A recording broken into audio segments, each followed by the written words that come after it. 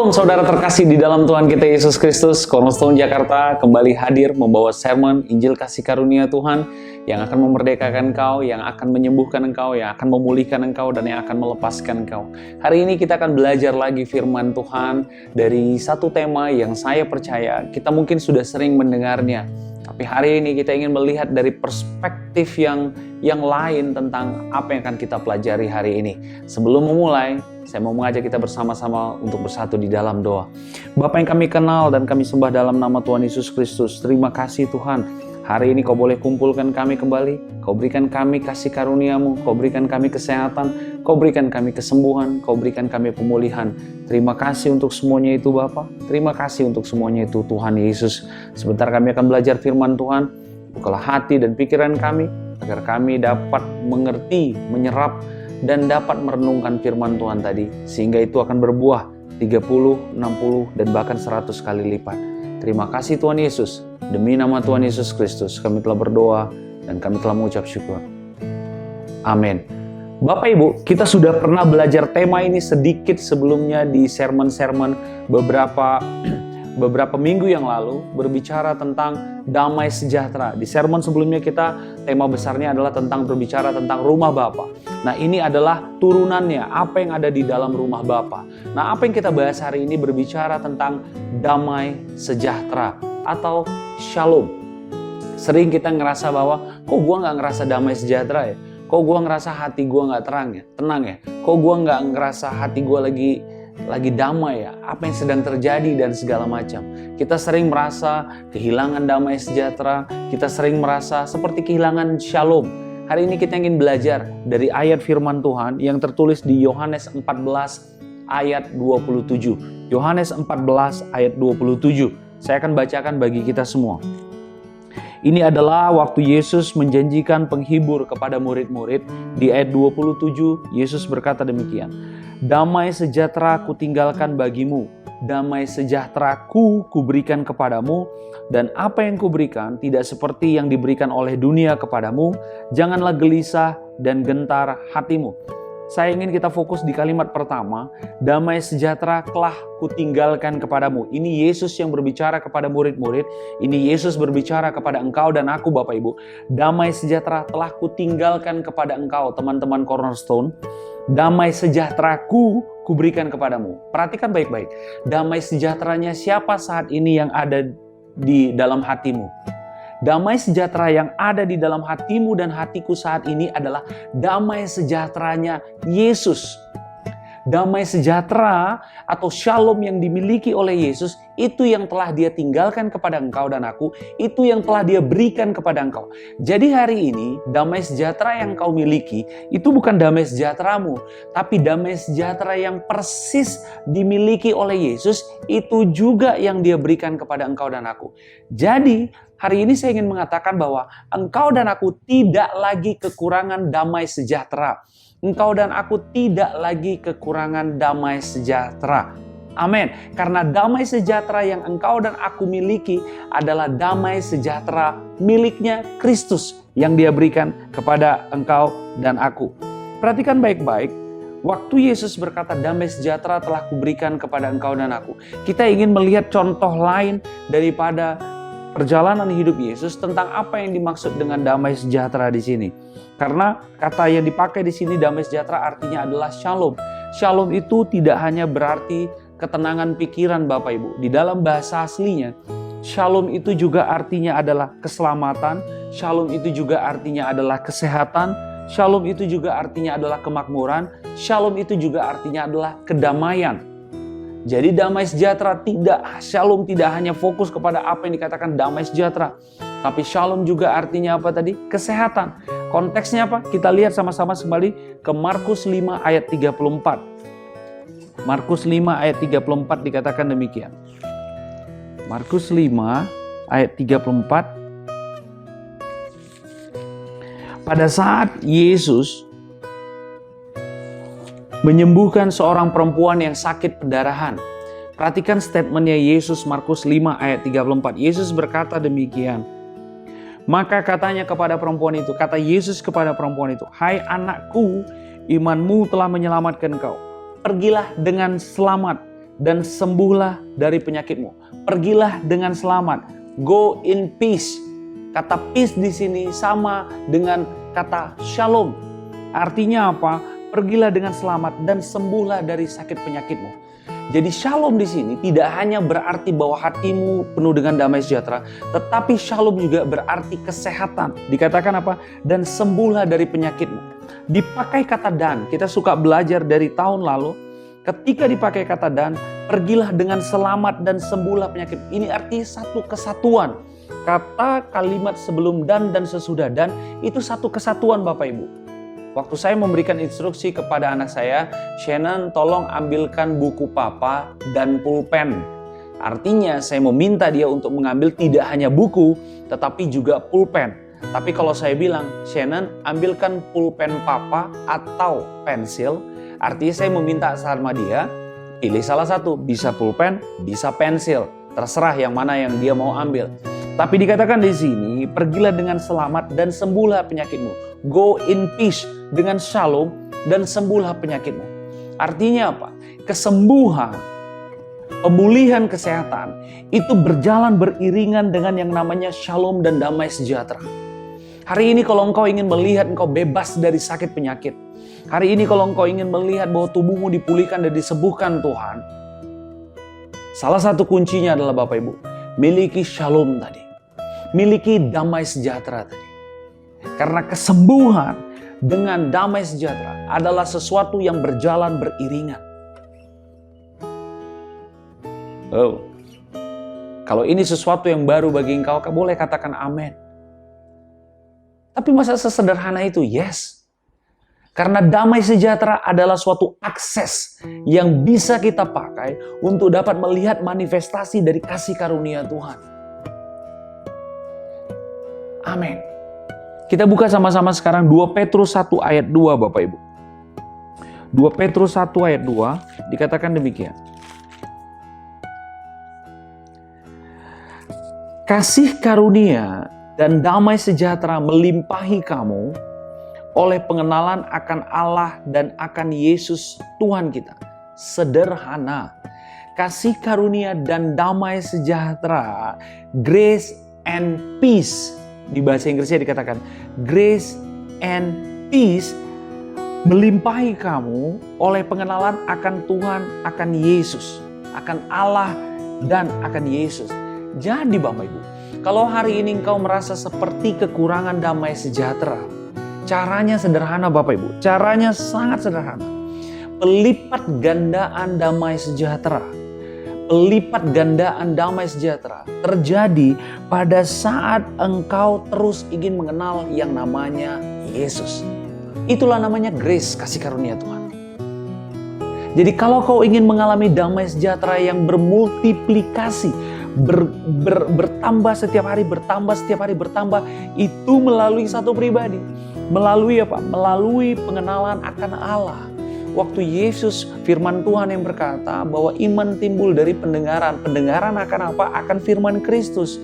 Waktu imanmu timbul, maka peace tadi, shalom tadi, itu terjadi dalam hati dan pikiran. Dan itu dapat terjadi pada saat engkau hanya mendengarkan Injil kasih karunia Tuhan, yaitu Yesus Kristus. Di luar Injil kasih karunia Tuhan, engkau tidak dapat melipat gandakan kasih karunia-Nya. Engkau tidak dapat melipat gandakan damai sejahtera-Nya. Makanya saya tetap menyarankan waktu engkau mendengarkan khotbah, sermon dan lain-lain, belajar untuk melihat Yesus di dalam setiap sermon tadi. Tidak semua sharing firman Tuhan yang disampaikan Bapak Ibu melalui channel apapun berbicara tentang Yesus. Karena apa? Firman Tuhan yang jelas. Kalau engkau ingin melipat gandakan damai sejahteramu Mario, teman-teman Cornerstone, itu dapat terjadi pada saat engkau mengenal Allah di dalam Yesus Kristus. Di luar Yesus Kristus, damai sejahteramu tidak akan bertambah.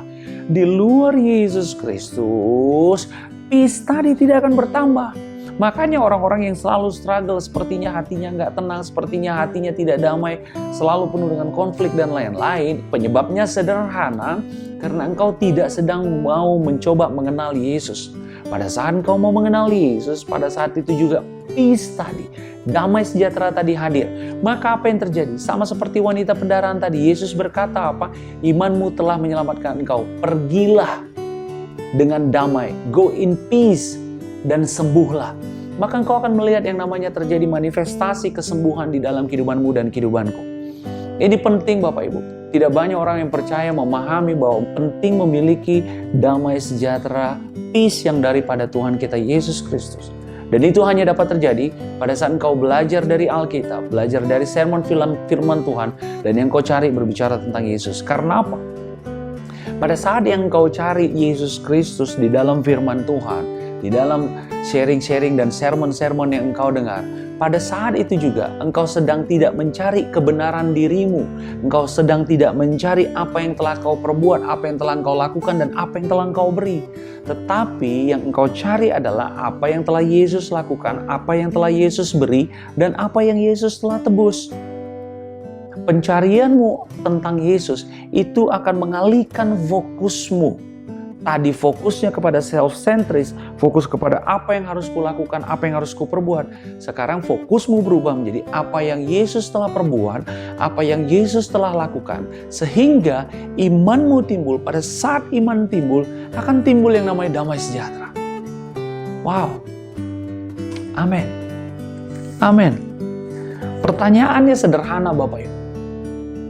Pertanyaannya sederhana. Mengapa tidak setiap orang percaya mengalami damai sejahtera yang berlimpah-limpah?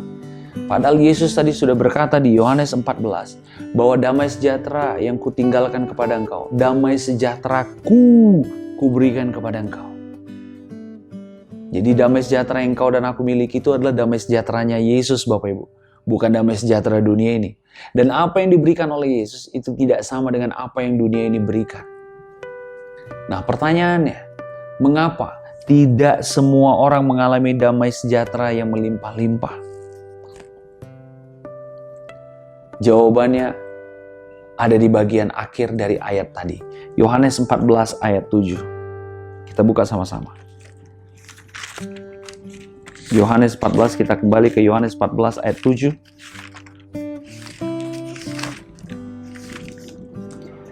Di Yohanes 14 ayat 7 dikatakan demikian.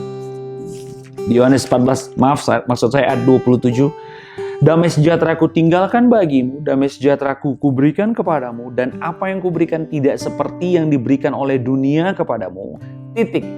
Kalimatnya, janganlah gelisah dan gentar hatimu. Jelas. Allah menginginkan, ini sebuah kalimat perintah Bapak Ibu. Janganlah gelisah dan gentar hatimu. Damai sejahtera yang telah Allah berikan melalui Yesus Kristus, damai sejahtera Yesus Kristus di dalam kehidupanmu dan kehidupanku, tidak serta-merta terjadi. Itu dapat terjadi pada hati yang tidak gelisah, pada hati yang tidak gentar. Menjaga hati itu bukanlah tanggung jawab Bapak Gembalamu. Kegelisahan dan kegentaran itu tidak dapat diwakilkan. Udah ginilah, biar engkau sehat, gini aja ya. Aku mau berdoa buat engkau biar engkau sehat, gini aja lah. Aku aja yang gelisah buat kamu, sehingga kamu tidak gelisah, biar damai sejahtera itu termanifestasi dalam kehidupanmu dan akhirnya engkau akan sembuh. Tidak bisa Bapak Ibu. Kegelisahan dan kegentaran itu nggak bisa diwakilkan. Kalau saya sedang berdoa bagi istri saya agar istri saya sehat, atau saya berdoa bagi orang tua saya atau bagi saudara saya, tetapi tidak termanifestasi kesembuhan tadi karena dia memiliki kegelisahan dan tawar hati. Habis itu saya bilang, yaudah gini aja tante, om, saya aja deh yang gelisah, saya aja yang gentar ya, agar kamu tidak gelisah dan tidak gentar sehingga engkau bisa sehat. Nggak bisa. Kegelisahan itu tanggung jawab kita masing-masing sebagai orang percaya. Yesus memberikan perintah yang sederhana. Di ayat di akhir dibilang, janganlah gelisah dan gentar hatimu. Kenapa Bapak Ibu? Karena hati adalah pintu masuk. Hati itu adalah pintu masuk. Di Alkitab dikatakan hati itu seperti tanah. Di hatilah ditabur firman Tuhan. Di hatilah ditaburkan benih firman Tuhan. Hati itu adalah tanah. Seperti apa yang dikatakan di Matius 13 ayat 22. Kita buka sama-sama. Matius 13 ayat 22 dikatakan demikian. Waktu Yesus berbicara tentang perumpamaan kepada banyak orang, dikatakan demikian. Matius ayat 13 ayat 22. Matius 13 ayat 22 dikatakan demikian. Yang ditaburkan di tengah semak duri ialah orang yang mendengar firman itu, lalu kekhawatiran dunia ini dan tipu daya kekayaan menghimpit firman itu sehingga tidak berbuah. Kekhawatiran. Tadi di Yohanes kita buka, di Yohanes 14 ayat 27 apa dikatakan? Janganlah, kita buka sama-sama, kita berbalik-balik nih ayat. Di Yohanes 14 ayat 27 dikatakan, janganlah gelisah dan gentara hatimu. Kata gelisah di sini sama dengan worry, sama dengan khawatir. Di Matius 13 ayat 22 tadi, yang mendengar firman Tuhan lalu kekhawatiran dunia ini dan tipu daya kekayaan menghimpit firman itu sehingga tidak berbuah. Apa yang membuat benih firman Tuhan, damai sejahtera tadi tidak bermanifestasi banyak dalam kehidupan kita? Itu hanya karena kekhawatiran Bapak Ibu. Itu hanya karena kegentaran kita. Itu hanya karena ketakutan kita. Itu hanya karena kecemasan kita. Jadi hari ini, kalau engkau sedang berdoa dan engkau berdoa agar penyakitmu diangkat Tuhan, agar engkau berdoa, engkau mengalami kesembuhan, agar engkau berdoa mengalami pemulihan, kuncinya sederhana. Miliki peace, miliki damai sejahtera Allah tadi. Damai sejahtera Allah tadi dapat tumbuh di dalam hati yang tidak memiliki kekhawatiran atau ketakutan. Wow, Allah telah memberikan semua jawaban terhadap masalah kita Bapak Ibu. Allah bukanlah pribadi di surga sana yang menunda-nunda, ntar deh aku jawab doanya Mario, ntar deh aku sampaikan permohonannya Mario, aku jawab. Tidak. Allah telah memberikan segala yang Dia miliki di dalam kehidupannya untuk termanifestasi dalam kehidupanmu dan kehidupanku. Apa buktinya? Anaknya yang tunggal telah Dia berikan sebagai ganti dosamu dan dosaku. Amin. Bahkan damai sejahteranya, peace-nya Dia, shalom-nya Dia telah Dia berikan kepada engkau. Di awal tadi kita sudah belajar, shalom tidak hanya berbicara tentang ketenangan hati. Shalom berbicara tentang kesehatan. Shalom juga berbicara tentang kemakmuran. Shalom berbicara tentang kesembuhan. Jadi waktu Allah berkata bahwa aku meninggalkan damai sejahteraku bagi engkau dan memberikan damai sejahtera itu bagi engkau. Artinya potensi kesembuhan itu sudah ada di dalam engkau Bapak Ibu. Potensi kelepasan itu sudah ada di dalam engkau. Potensi kemakmuran itu sudah ada di dalam engkau. Potensi damai sejahtera itu telah ada di dalam engkau.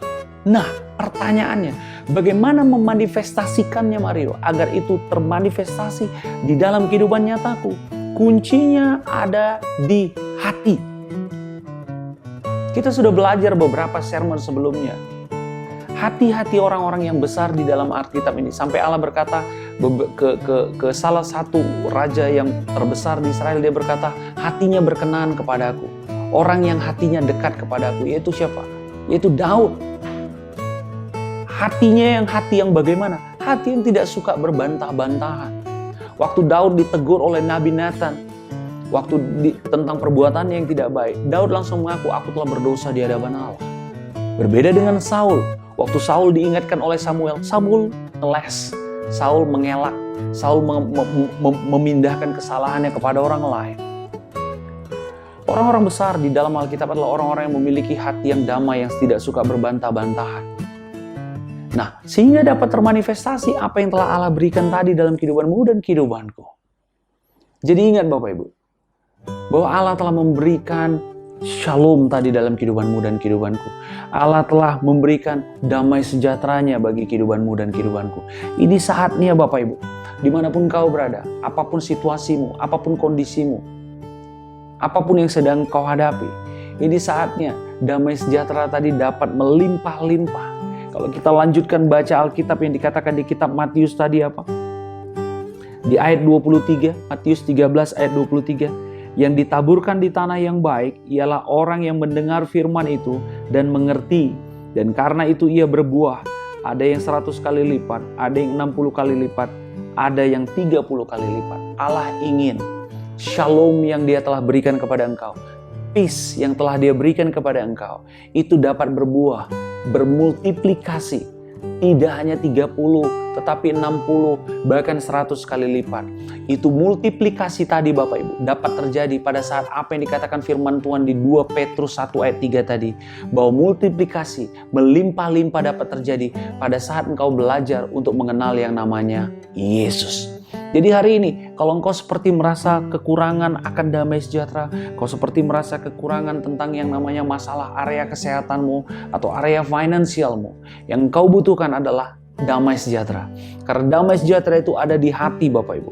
Dan hati adalah akses masuknya kasih karunia Tuhan dalam kehidupanmu dan kehidupanku. Dan kasih karunia Tuhan dengan yang namanya damai sejahtera, grace and peace, itu adalah sesuatu yang berjalan beriringan Bapak Ibu. Engkau tidak bisa mengharapkan kasih karunia tanpa engkau memiliki damai sejahtera. Engkau tidak dapat memiliki damai sejahtera tanpa engkau mengenal siapa kasih karunia tadi. Engkau tidak dapat memiliki damai sejahtera tanpa engkau mengenal kasih karunia tadi. Dan engkau juga tidak dapat memiliki damai sejahtera tanpa engkau mengerti siapa pribadi kasih karunia tadi, yaitu Yesus Kristus. Memiliki Yesus adalah memiliki segalanya. Yesus tidak menahan satupun kepunyaannya lagi Bapak Ibu. Dia telah memberikan segalanya dalam kehidupanmu. Tubuhnya telah dicambuk, tubuhnya telah dihancurkan, lambungnya ditusuk, kepalanya ditusuk. Dia mengalami suatu penderitaan, penyiksaan yang luar biasa. Semua itu dia tanggung agar hari ini engkau dan aku memiliki damai sejahtera tadi. Damai sejahtera tadi akan mempercepat, memberikan akselerasi yang tinggi agar apa yang Allah kerjakan melalui Yesus Kristus dapat termanifestasi dalam kehidupanmu dan kehidupanku. Ingat Bapak Ibu, shalom itu telah ada pada engkau. Dan damai sejahtera itu telah ada pada engkau. Dan Allah ingin engkau mengalaminya. Seperti apa yang dialami oleh wanita yang mengalami pendarahan tadi Bapak Ibu. Dia bertahun-tahun mengalami penderitaan pendarahan. Dikatakan di Markus 5, kita buka kembali balik ke Markus 5. Di Markus 5 dikatakan demikian Bapak Ibu. Di Markus 5 berbicara tentang wanita yang sakit pendarahan. Markus 5 ayat 21 sampai 43. Itu berbicara tentang Yesus membangkitkan anak Yairus dan menyembuhkan seorang perempuan yang sakit pendarahan. Kita akan fokus kepada apa yang dialami oleh wanita tadi saja. Waktu Yesus bertanya di ayat 30, siapa yang menjamah jubahku? Murid-murid menjawab, engkau melihat sebagaimana orang-orang ini berdesak-desakan dekatmu dan engkau bertanya siapa yang menjamah aku. Ya of course kita nggak tahu siapa yang menjamah kamu Bapak. Semua orang berdesak-desakan begitu banyaknya, you see the people crowding against you. Begitu crowdnya luar biasa. Lalu ia memandang sekelilingnya untuk melihat siapa yang telah melakukan hal itu. Perempuan itu yang menjadi takut dan gemetar ketika mengetahui apa yang telah terjadi atas dirinya, tampil dan tersungkur di depan Yesus dan dengan tulus memberitahukan segala sesuatu kepadanya. Maka kata Yesus kepada perempuan itu, hai anakku, imanmu telah menyelamatkan engkau. Pergilah dengan selamat, go in peace, dan sembuhlah dari penyakitmu, and be free from your suffering. Yes, jelas Bapak Ibu, damai sejahtera itu berjalan beriringan dengan yang kasih karunia Tuhan. Engkau tidak dapat mengharapkan salah satunya, engkau harus mengharapkan kedua-duanya. Kedua-duanya dapat terjadi pada saat engkau memiliki keyakinan di dalam kasih karunia Tuhan, di dalam Yesus Kristus. Pada saat itu juga damai sejahtera itu ditambahkan kepada engkau. Dan damai sejahtera menjadi akses masuk dari kasih karunia Tuhan tadi agar dapat termanifestasi dalam kehidupanmu. Shalom tidak hanya berbicara tentang hati yang penuh dengan damai. Shalom berbicara tentang kesembuhan. Shalom juga berbicara tentang pembebasan. Shalom juga berbicara tentang kemakmuran. Hari ini kalau engkau ngerasa ada area finansial dalam keuanganmu, dalam ekonomimu yang kau rasa stagnan, sudah bertahun-tahun kau tidak memiliki hal yang berkecukupan, kau selalu berkekurangan, ingat, shalom itu telah ada di dalam engkau. Pakai damai sejahtera yang Allah, yang Yesus telah berikan kepada engkau sebagai pintu masuk, agar kasih karunia Tuhan, kematiannya Yesus Kristus dapat bekerja dengan bebas di dalam rohmu, sehingga itu termanifestasi dalam kehidupan. Allah menginginkan, kita sudah pernah belajar, engkau mengalami hidup yang Zoe Bapak Ibu. Zoe life. Hidup yang berkualitas, hidup ilahi, hidup yang powerful, hidup yang memiliki dampak. hidup yang memiliki exposure yang besar. Kalau engkau di kantor, engkau memiliki pengaruh yang besar di kantor. Kalau engkau bekerja sebagai profesional, orang dapat melihat contoh dari pekerjaanmu. Kalau engkau sebagai ayah, engkau dapat menjadi teladan yang baik. Engkau sebagai ibu, engkau menjadi teladan yang baik. Ketika engkau hadir, maka damai sejahtera hadir di tempatmu berada. Ketika engkau hadir, maka orang-orang yang tadi punya masalah dalam kehidupannya menjadi dibebaskan. Ketika engkau datang kepada orang yang sakit disembuhkan. Ketika engkau datang kepada keluarga yang sedang tertekan, mereka dibebaskan. Ketika engkau hadir di dalam suatu perkumpulan yang penuh dengan ketakutan, ketika engkau hadir, mereka dilepaskan. Yes, karena waktu engkau memiliki peace tadi, kau memiliki damai sejahtera tadi. Damai sejahtera itu akan masuk dan itu menjadi pintu masuk bagi kasih karunia tadi, agar itu termanifestasi di dalam segala area aspek kehidupanmu. Itu yang namanya hidup Zoe, hidup yang berkemenangan, hidup yang powerful, hidup yang berdampak, hidup yang memberikan pengaruh bagi banyak orang. Kita sudah belajar bahwa Allah memanggil engkau tidak menjadi ekor, tetapi menjadi kepala. Kepala artinya engkau menang terhadap masalah. Kepala artinya engkau menang atas kekhawatiran. Kepala artinya engkau menang atas situasi. Situasi di luar sana memang benar membuat kita sering bisa jadi nggak bisa merasakan damai. Situasi di luar sana memang bisa membuat kita seperti, gimana gue bisa tenang? Gimana gue bisa tenang? Virusnya ada di luar. Gimana gue bisa tenang? Tekanan kantor begitu tinggi. Gimana gue bisa tenang, Mario? Gaji gue dipotong. Gimana gue bisa tenang? Kebutuhan anak-anak meningkat. Bapak Ibu, peace, damai sejahtera, shalom tadi, itu lebih besar dari apapun. Kalau engkau melihat banyak tunggakan-tunggakan yang ada saat ini, bukan berarti tunggakan itu lebih besar daripada damai sejahtera yang Allah telah berikan. Waktu Allah berkata, aku telah memberikan engkau sebuah roh yang lebih besar dari roh apapun yang ada di dunia ini. Dan aku telah memberikan engkau bukan roh ketakutan, tetapi roh kebenaran, roh keberanian. Masalahnya, orang Kristen orang percaya sering sekali tidak mau memiliki damai sejahtera tadi. Damai sejahtera tadi, peace tadi, shalom tadi, selalu berjalan beriringan dengan kasih karunia. Jadi kalau engkau seperti tidak merasakan damai sejahtera saat ini, itu mungkin karena engkau tidak banyak mendengarkan tentang Yesus. Kalau engkau seperti tidak merasakan damai sejahtera, kelepasan, kesembuhan, dan lain-lain, engkau mungkin tidak sedang mendengarkan firman Kristus. Karena Injil kasih karunia Tuhan adalah suatu Injil yang berjalan beriringan dengan yang namanya shalom, yang berjalan beriringan dengan yang namanya damai sejahtera. Hari ini, biarkan dunia dapat melihat bahwa engkau memiliki damai sejahtera, Bapak Ibu. Hari ini, biarkan orang-orang di sekelilingmu melihat engkau adalah orang yang memiliki damai sejahtera yang penuh. Hari ini ingat bahwa damai sejahtera yang engkau dan aku miliki adalah damai sejahtera yang sama dengan dimiliki oleh Yesus Kristus. Seperti apa yang dia katakan di kitab Yohanes 14 ayat 27 tadi. Damai sejahtera ku berikan kepadamu. Damai sejahteraku ku berikan kepada engkau. Hari ini berbesar hatilah Bapak Ibu. Berbanggalah engkau dan aku. Bermegahlah engkau di dalam Tuhan.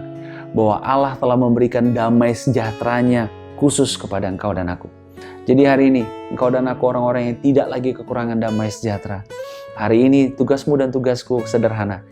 Jangan engkau khawatir, jangan engkau takut. Agar damai sejahtera tadi dapat termanifestasi 30, 60, dan bahkan 100 kali lipat. Dan pada akhirnya, bukan hanya engkau yang menikmatinya, tapi orang-orang yang terdekat, orang-orang di sekelilingmu, komunitasmu, perusahaanmu, tempat engkau bekerja, pelayananmu, mereka akan melihat, merasakan ada grace yang mengalir, flowing through your life. Tuhan Yesus mengasihi engkau Bapak Ibu. Dan ingat, Allah telah memberikan damai sejahteranya di dalam kehidupanmu. Amin. Yes, saya Mario Martin Gultom berhenti berbicara hari ini. Kita akan bertemu lagi nanti di sermon berikutnya. Saya ingin menutup sermon ini. Sebelum kita menutup, mari kita bersatu di dalam doa. Bapa yang kekal dan Bapa yang kami sembah di dalam nama Tuhan Yesus Kristus. Terima kasih Tuhan, kalau hari ini Engkau teguhkan lagi kami kembali Bapa, bahwa kami telah memiliki damai sejahtera. Damai sejahtera yang kami miliki adalah damai sejahtera yang Yesus miliki. Sehingga kami percaya kami adalah pribadi yang berlimpah dengan damai sejahtera, melimpah dengan shalom, melimpah dengan sukacita. Dan kami mau percaya seperti apa yang Kau katakan di kitab 2 Petrus Bapa, damai sejahtera tadi akan terus bertambah pada saat kami mengenal Engkau di dalam Yesus Kristus. Tuhan, bukalah hati dan pikiran kami. Kami ingin mengenal Yesus Kristus lebih dalam dan lebih dalam lagi. Demi nama Tuhan Yesus Kristus, kami telah berdoa dan kami telah mengucap syukur. Amin. Bapak Ibu, tetap berjalan di dalam kasih karunia Tuhan, karena kasih karunia Tuhan berjalan beriringan dengan shalom, berjalan beriringan dengan kasih, berjalan beriringan dengan damai sejahtera. Karena kami percaya, saya percaya bahwa pada saat engkau mencari Yesus, pada saat itu juga Injil kasih karunia tadi, shalom tadi, damai sejahtera tadi akan terus ditambahkan di dalam kehidupanmu dan kehidupanku. Pada saat damai sejahtera tadi terus engkau alami, go in peace, pergilah dengan damai dan be healed, dan sembuhlah. Penyakitmu, kesehatanmu dipulihkan Tuhan, penyakitmu disembuhkan oleh Tuhan. Tuhan Yesus memberkati engkau. God bless you and see you.